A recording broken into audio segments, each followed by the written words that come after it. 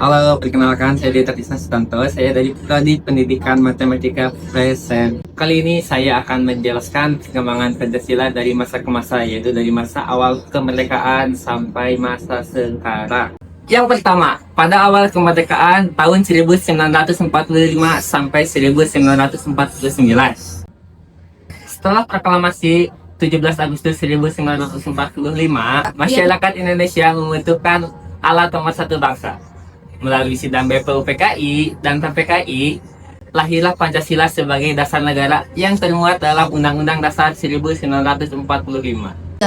Pada masa ini, Pancasila berfungsi sebagai pedoman pembentukan negara yang merdeka dan berdaulat.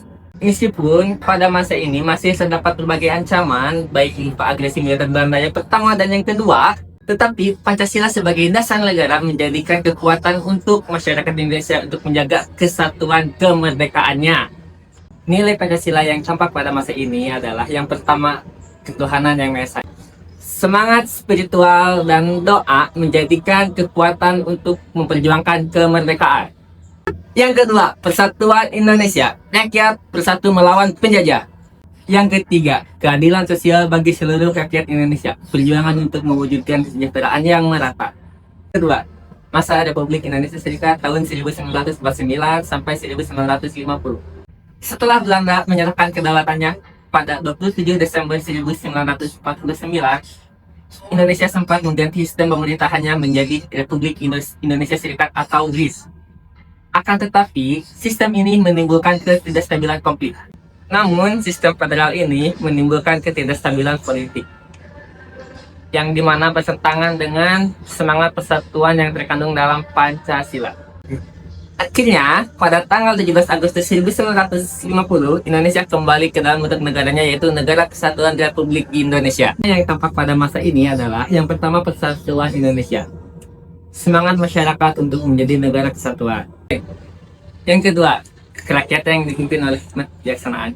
Keputusan bersama untuk kembali ke NKRI melalui musyawarah.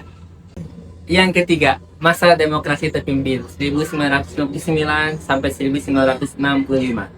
Pada masa ini, Presiden Soekarno memperlakukan Dekret Presiden 5 Juli 1959 yang menandai kembalinya Indonesia kepada UUD 1945.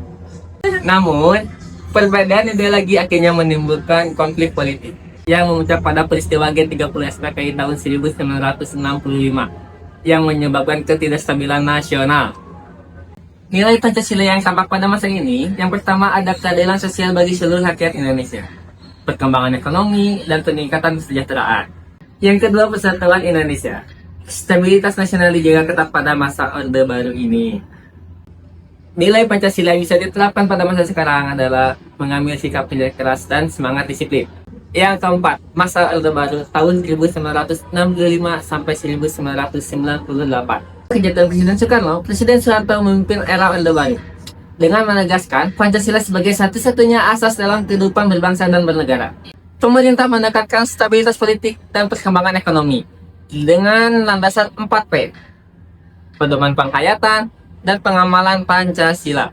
Namun, pada akhir masa Orde Baru muncul penyimpangan berupa otoritarianisme, korupsi, dan pelanggaran HAM yang berujung pada krisis moneter tahun 1997 sampai 1998 dan jatuhnya Presiden Soeharto pada 21 Mei 1998. Nah, nilai Pancasila yang saya terapkan pada masa sekarang adalah pentingnya menjaga keseimbangan antara kebebasan berpendapat dan persatuan, serta kewaspadaan terhadap perbedaan ideologi yang bertentangan dengan Pancasila.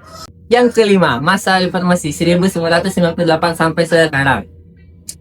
Pada era ini ditandai dengan kebebasan berpendapat, desentralisasi kekuasaan, dan penegakan demokrasi. Pancasila tetap menjadi dasar negara, namun beberapa tantangan baru muncul. Yang pertama ada krisis moral, korupsi, radikalisme, dan menurunnya nilai-nilai kebangsaan. Pemerintah dan masyarakat mulai menghidupkan kembali pendidikan karakter dan mengimplementasikan nilai-nilai Pancasila dalam kehidupan sehari-hari melalui program BPIP.